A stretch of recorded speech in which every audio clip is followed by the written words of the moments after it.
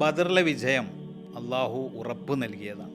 അങ്ങനെയാണെങ്കിൽ പോലും അള്ളാഹുവിൻ്റെ റസൂൽ സല്ലല്ലാഹു അലൈഹി വസല്ലം മനുഷ്യസാധ്യമായത് മുഴുവനും ചെയ്തു തീർക്കുന്നുണ്ട്. അള്ളാഹുവിൻ്റെ റസൂൽ സല്ലല്ലാഹു അലൈഹി വസല്ലം ശത്രുക്കളുടെ എണ്ണം എത്രയാണ് എന്ന് അറിയാനുള്ള അന്വേഷകരെ വിടുന്നുണ്ട്.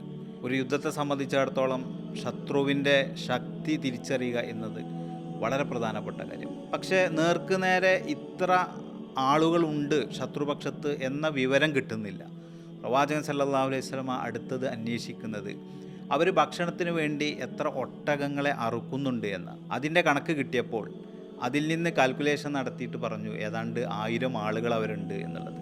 അതുപോലെ തന്നെ ബദറിൽ മറ്റൊരു സന്ദർഭത്തിൽ നമ്മൾ കാണുന്നുണ്ട്, മുസ്ലിം പക്ഷം നിലയുറപ്പിച്ച സ്ഥലം മണൽപ്പരപ്പായിരുന്നു.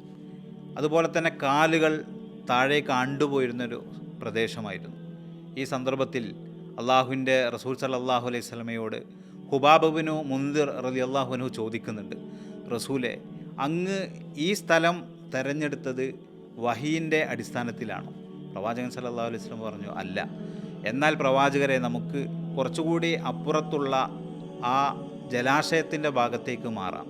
അങ്ങനെ മുസ്ലിം പക്ഷം ആ ജലാശയത്തിൻ്റെ ഭാഗത്തേക്ക് മാറുന്നുണ്ട്. പറഞ്ഞു വന്നത്, അള്ളാഹുവിൻ്റെ സഹായം ഉറപ്പ് നൽകിയ ഒരു സന്ദർഭത്തിൽ പോലും മനുഷ്യസാധ്യമായ സകലതും അള്ളാഹുവിൻ്റെ റസൂൽ സല്ലല്ലാഹു അലൈഹി വസല്ലമ പൂർത്തീകരിക്കുന്നുണ്ട്. അതാണ് തവക്കുലിൻ്റെ ഒരു സ്വഭാവം. ഒന്നും ചെയ്യാതെ പടച്ചോൻ കാത്തുകൊള്ളും എന്ന് പറയുന്നത് അത് തവാക്കുലിൻ്റെ ഒരു സ്വഭാവമാണ്. അത് ഇസ്ലാമിന് യോജിച്ചതല്ല എന്ന് നമ്മൾ മനസ്സിലാക്കേണ്ടതുണ്ട്. അതുകൊണ്ട് നമ്മൾ ചെയ്യുന്ന ഓരോ കാര്യവും മാക്സിമം അതിൻ്റെ ഇഹ്സാനോടുകൂടി, പെർഫെക്ഷനോടുകൂടി പൂർത്തീകരിക്കുക എന്ന വലിയ ഒരു സ്വഭാവം വിശ്വാസികളുടെ ജീവിതത്തിൻ്റെ ഭാഗമായിട്ട് മാറേണ്ടതുണ്ട്. അള്ളാഹു സുബ്ഹാനഹു വ തആല നമ്മെ അനുഗ്രഹിക്കുമാറാകട്ടെ.